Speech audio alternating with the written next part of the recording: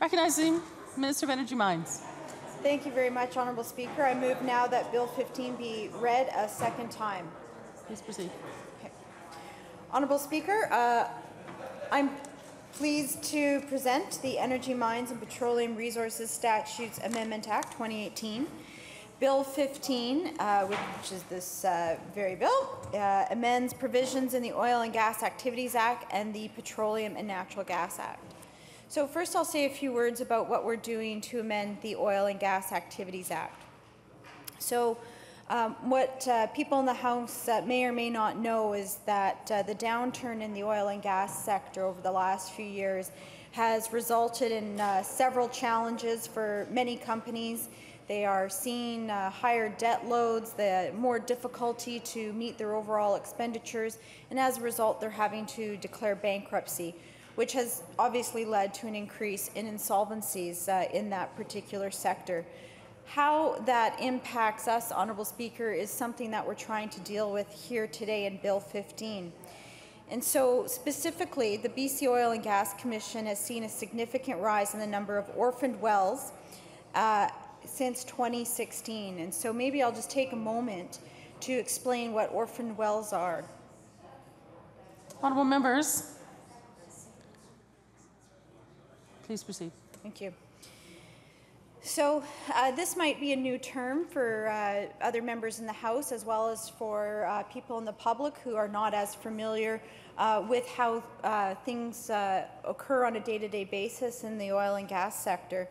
And so as we drill for natural gas that heats most of our homes in this province, those wells would be termed orphaned when a company, the parent company of that well, becomes insolvent and no longer exists, and so hence the term orphan well. So very, very Oliver Twist kind of language, Honourable Speaker, but that's the best way I can find to describe it so that people understand exactly what we're dealing with here is that a well is no longer active, but it still exists, and the people or the company who was responsible for dealing with it no longer exists, however. And so therefore we as a government have a responsibility to deal with that well. Historically, how we have dealt with these orphaned wells is through a funding model called the Orphan Site Reclamation Fund. And this is a fund that companies pay into through a tax that is defined in the Oil and Gas Activities Act. And this tax is levied on to companies. Money goes into that fund, and we use that fund to reclaim these orphan sites. But because there's been an increase due to this downturn in the sector of orphan sites, we are finding that that fund is not able to keep pace with the cost of reclamation of the increase in orphan funds. And so that's why we are here today, essentially, is so that we can make sure that we have a sustainable way of dealing with orphan wells going into the future, not only in terms of reclaiming them, but how do we prevent them. So to do that, the proposed amendments that we have here for the Oil and Gas Activities Act do two main things. One is improve that funding model for the Orphan Site Reclamation Fund, and the second one is to introduce tools to reduce the number of future orphan sites and the liability associated with them. And so I'll be talking about, in that second part, Honourable Speaker, inactive sites or dormant sites. But first I'd like to talk about how we're going to improve the funding model for the Orphan Site Reclamation Fund. So these amendments will improve the funding model by replacing that tax that I mentioned just a few minutes ago with a levy. These are very legalistic terms.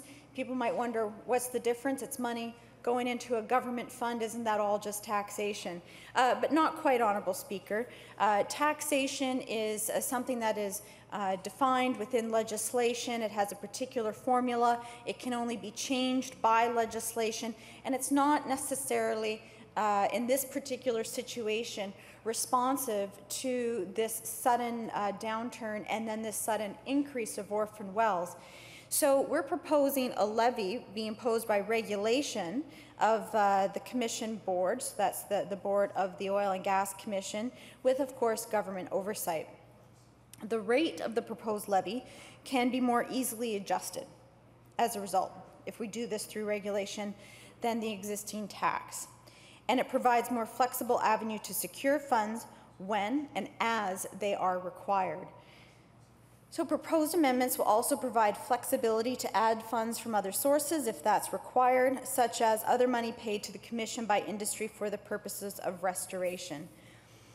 Honourable Speaker, I think it's, at this moment I just want to say that I think it's really important too for government to ensure that we're finding a strong balance between industry paying for its own activities and the need to reclaim those activities once they've concluded, but also the public interest being met here. And we feel that the levy is one of the ways that we're going to be achieving that very important balance, and being able to do that through regulation over time to make sure that we're continuously able to respond to the circumstances of the day. This particular mechanism allows us to do that. So the second thing that these proposed amendments are meant to do will be to introduce powers for the Oil and Gas Commission and the OGC for those who enjoy acronyms, to make regulations requiring the restoration of dormant or inactive oil and gas sites. And I'm going to use the term dormant going forward, Honourable Speaker, but for those who are in the industry who might be more familiar, inactive sites, we're using those two terms interchangeably. And what a dormant site is it's a site whose parent company still exists. They are not insolvent, but the site has not been active. It is dormant for all intents and purposes, Honourable Speaker, so it's not producing anything, and it actually needs to be reclaimed. So restoration work on dormant sites will reduce the liability associated with these sites. So the sooner we can restore them, the sooner that we can reclaim them, the sooner that we're reducing liability for the public interest as well as for industry. We'd also be limiting the chance that restoration will need to be funded by the Orphan Site Reclamation Fund, which I already spoke about, Honourable Speaker, and the need to make sure that that fund is sustainable. But ultimately, we'd like to see restoration done before we even have to access that site. And that's that preventative component to this legislation that I was talking about, and how we deal with our overall Orphan Wells situation in BC. So this proposed framework will provide flexibility, obviously, for the Oil and Gas Commission to ensure that site cleanup requirements are manageable for permit holders and meeting the test of the public interest. Amendments also introduce other tools to reduce the number of future orphan sites and the liability associated with them. The amendments that will allow the these amendments will allow the Oil and Gas Commission to review permit applications and cancel or suspend permits if parties associated with the permit or applicant have a history of non-compliance. So that's an important piece, Honourable Speaker. If we know somebody has a history, a continuous history, time and time again, of not cleaning up after themselves and leaving all of industry on the hook for their orphan site, maybe they shouldn't be doing business in British Columbia. And so we want to make sure that we are preventing that from happening, and that those who are responsible operators are the ones who are indeed providing all of us, 50% of us, with the natural gas that heats our homes. It will also allow the Commission to reinstate and transfer permits to a new owner to facilitate continued activity or completion of restoration work. So again, a company becomes insolvent, but there's another company who's interested in taking over that well. This will allow the Oil and Gas Commission to do just that, and also provide them with the responsibility of restoring that particular site. Amendments are also proposed to enhance the powers of the Commission to respond to emergencies and manage heritage resources. And so, for example, an emergency takes place. Right now, the Oil and Gas Commission is not able to directly move into that emergency site and block off roads and do whatever is necessary to maintain public safety. So we want to make sure that we're giving them that power to do that. After all, Honourable Speaker, the most important thing at the end of the day in all of this is ensuring that the public is safe in an emergency situation, and we want to make sure that government is providing our Crown agencies with all the tools possible to do that.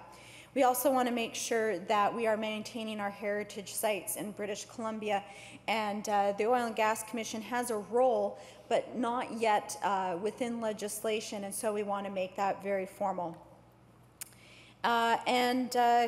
Finally, Honourable Speaker, on the Oil and Gas Activities Act, the amendments will allow Oil and Gas Commission operations, the OGC, to have greater tools around debt collection as well. So I mentioned that Bill 15 also amends the Petroleum and Natural Gas Act. So I'll speak to those amendments. And what they will do essentially is ensure provisions enacted in 2014 regarding tenure extensions and rental relief can be implemented. So these will provide relief to tenure holders who are prevented from accessing their tenure due to circumstances beyond their control. So for example, a tenure holder will be looking to start some exploration work or some drilling work on their tenure.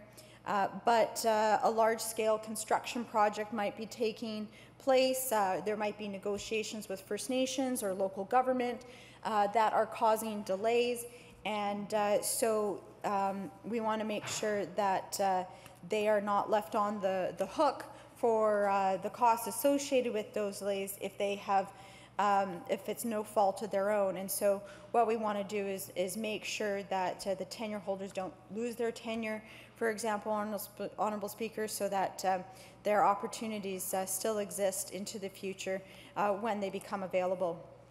The proposed amendments will also replace the requirement to advertise tenure dispositions in the BC Gazette. I know everybody here reads daily all advertisements that occur in the BC Gazette. Maybe just one or two left who do, Honourable Speaker. But almost everybody in British Columbia now goes to the internet, goes online to government websites for their information.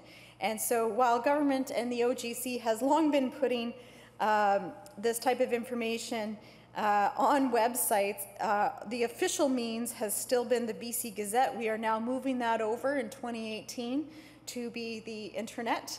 So government is keeping up, Honourable Speaker, just barely, with how everybody else is doing business. Honourable Speaker, that concludes my remarks. I look forward to hearing the debate on this bill. I will say, though, I'm very proud that we're putting forward this bill because we do have a situation where we need to find the appropriate balance between the public interest and industry so that we continue to see economic development in the Northeast around our natural gas sector, and not just because it's a good economic sector that provides good family supporting jobs, but to this day, natural gas is what's heating 50% of British Columbian homes, and I certainly don't want to be the person responsible for turning the heat off in the middle of winter. So we need to make sure that we're doing what we can to maintain that industry and make sure that the public interest is met. And so with that, Honourable Speaker, I will take my seat and listen to the rest of the debate. Thank you very much.